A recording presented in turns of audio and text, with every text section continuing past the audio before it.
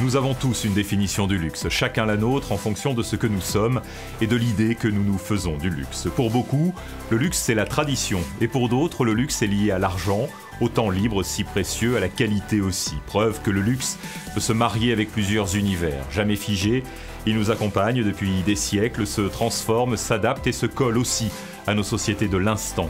Le luxe, une place à part, sans cesse renouvelée. Le luxe est assimilé à la tradition, à l'ancienne, machin, des heures de choses et des... j'ai brodé à la main pendant 4000 heures, enfin tout ça. Alors c'est bien, c'est les métiers d'art qui jouent un rôle déterminant dans le luxe, mais le luxe ça peut pas être que ça. Il a besoin de se renouveler, sinon il est emporté par le vent de l'histoire. On peut partir sur n'importe quoi. Et c'est ça en fait, ce côté magique du technoluxe, c'est qu'on peut être créatif aussi bien en termes de design d'un côté, qu'en termes de création technologique. Aujourd'hui, il n'y a plus de limite. Et donc, il a un rapport ambigu à la technologie. C'est de l'art. Et donc, la technologie, on ne doit pas la voir. Tant qu'il y a un fil qui passe, tant qu'il y a un câble qui dépasse, c'est un rack et c'est pas du luxe. Le luxe, c'est aussi se donner la capacité d'innover. Un luxe accessible qui doit forcer chacun à adopter un mode créatif en utilisant ce que le monde d'aujourd'hui lui propose, comme la technologie. La technologie qui se marie au luxe pour n'en faire désormais qu'un seul mot, le technoluxe, sans barrière, parce que la technologie et le luxe associés sont sans limite. Alors la i8, c'est un produit de luxe, oui, tout à fait. Autant la marque BMW est une marque premium, ce qui n'est pas le luxe. Le luxe, c'est des véhicules rares, avec des délais de livraison importants, comme un bijou, comme tout ce qui est luxe. Donc la i8, c'est un véhicule de luxe, oui.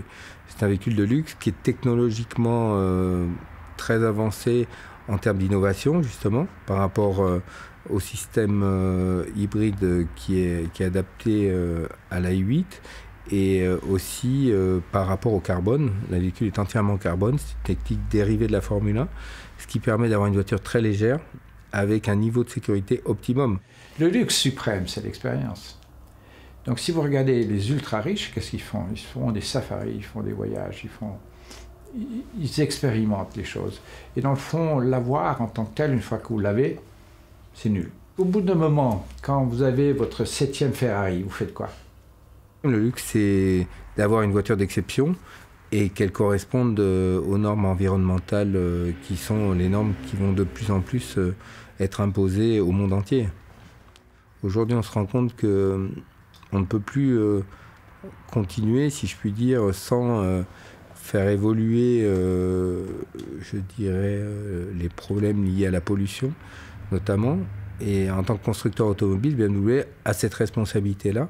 Ça permet aujourd'hui d'avoir des véhicules de plus en plus propres, de moins en moins polluants et toujours aussi performants. Et je pense que le luxe, c'est ça. Et avec BMW, on a vraiment toute une gamme qui s'adresse à une clientèle très large aujourd'hui, notamment avec le BMW Tourer, mais toujours avec ce point commun qui est le plaisir de conduire, le plaisir responsable avec très peu de consommation et très peu d'émissions de CO2. De nombreuses industries se sont emparées du luxe depuis longtemps. L'automobile en a même fait l'un de ses terrains de jeu et de profit pour marier le futile à l'utile. Mais aujourd'hui, le luxe pousse aussi les constructeurs automobiles à se dépasser pour associer de nouvelles technologies plus propres à son univers. BMW, créé en 1916, aura su en un siècle passer des moteurs d'avion atmosphériques à la voiture sportive hybride, tournée vers l'avenir, un vrai luxe pour une marque automobile connotée luxe. Ce qui est intéressant, c'est que l'Europe reste, à mon avis, le centre, l'épicentre où l'innovation dans le luxe va se créer pour les années, voire décennies à venir. C'est-à-dire, il y a du talent en Chine, il y a du talent aux États-Unis, il y a du talent partout, mais ici, il y a une compréhension des codes qui remonte à des siècles. Et cette compréhension des codes, même si d'autres, comme des Chinois, pourraient dire non, nous avons nous aussi un long héritage, on n'a pas aussi un long héritage des marques, de ces processus-là. Donc, et ce n'est pas par hasard que les meilleures écoles sont ici en Europe, que les meilleurs talents viennent en Europe pour le secteur du luxe, et il me semble continueront à venir, puisqu'il y a un écosystème ici qui permet l'émergence de talents-là. Et notamment, il y a des initiatives comme ici, que nous parlons aujourd'hui, qui essaient d'associer technologie et luxe. Et là, il y a aussi le potentiel par rapport à ça.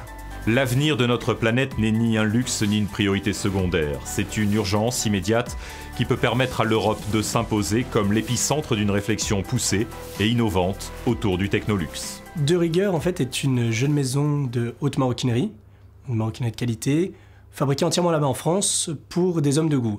Donc, on se positionnait clairement sur un marché très haut de gamme. Et donc aujourd'hui, le désir de mélanger le monde du luxe et le monde des nouvelles technologies, ça s'est imposé évident, puisque c'est un monde dans lequel innover, finalement, ça peut être clé aujourd'hui. C'est un monde qui est plutôt dormant, qui fait les mêmes choses, qui se répètent depuis quasiment 200, 300 ans. On a des produits magnifiques, on travaille sur un marketing du rêve. Mais aujourd'hui, innover dans ce secteur, ça peut complètement rebattre les cartes d'un secteur qui est dominé par des acteurs depuis justement 200 ans. On voit par exemple dans la maroquinerie, le secteur qui m'intéresse aujourd'hui, des acteurs comme Hermès ou Louis Vuitton qui sont implantés et indélogeables. Aujourd'hui, nous travaillons sur un projet particulier qui est une poche connectée qui permettrait de recharger son téléphone portable de façon embarquée. Je ne rentre pas vraiment dans les détails puisque nous sommes en plein développement dessus et que nous travaillons pour déposer 3 brevets. Mais donc un projet comme celui-ci, c'est très intéressant parce que ça mêle d'un côté l'obsolescence programmée des nouvelles technologies et de l'autre côté, le côté intemporel des produits luxueux.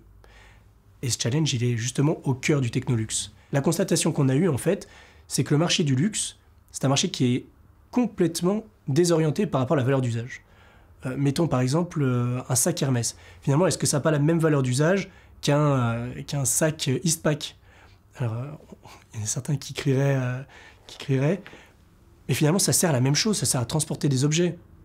Et cette valeur d'usage, on l'a complètement perdue dans le luxe. Finalement, on redonne la valeur d'usage à des produits beaux.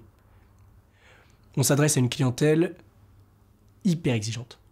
Il faut donc que la technologie soit intégrée de façon la plus propre, la plus design, la plus élégante possible, la plus discrète. Aujourd'hui, les modèles sur lesquels on va travailler de notre prochaine collection connectée, c'est les modèles dans lesquels la technologie n'est pas du tout apparente. Pas de fil, pas de carte électronique qui traîne. Enfin, on veut vraiment que ce soit un produit qui soit hors du commun, magnifique. Le luxe est aussi associé dans notre imaginaire à un certain art de vivre, une manière d'être qui repose parfois sur certains accessoires comme la maroquinerie, qui a peu évolué depuis des décennies et qui aujourd'hui ne se prive pas de goûter au technoluxe pour suivre nos besoins actuels et à venir, en conservant ce qu'elle est depuis toujours. C'est un moment très très intéressant que nous vivons, c'est-à-dire il y a plein d'opportunités, il y a plein de changements, c'est-à-dire que l'univers du luxe il a connu des années très fastes, depuis 2009 jusqu'à 2012, 2008-2012, notamment parce que la Chine a émergé comme un client majeur pour les luxe, c'est-à-dire c'est une époque un peu dorée.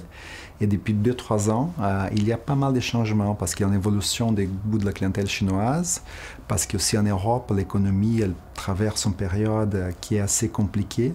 Donc on redécouvre, on réimagine, on change ce qui était la conception du luxe jusqu'il y a peu, mais c'est aussi plein d'opportunités pour tout un tas d'acteurs qui savent intégrer la technologie, l'innovation dans ces domaines-là.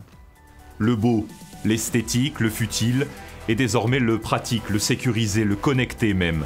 Le technoluxe bouscule nos idées préconçues et notre propre définition du luxe. Les dictionnaires, qui se doivent de conserver qu'une seule définition de chaque mot, vont donc devoir s'adapter et innover pour glisser le technoluxe au cœur du luxe, un défi rédactionnel, poétique et technologique. Elle ne peut pas casser les codes de la même manière dans les luxes parce qu'il y a une courbe d'initiation, il y a une courbe d'apprentissage. Donc, dans tout ce qui est fonctionnel, la techno peut avoir un rôle disruptif tout de suite. Dans notre univers qui est plus sur la symbolique, il faut d'abord comprendre ces codes-là pour après pouvoir les casser.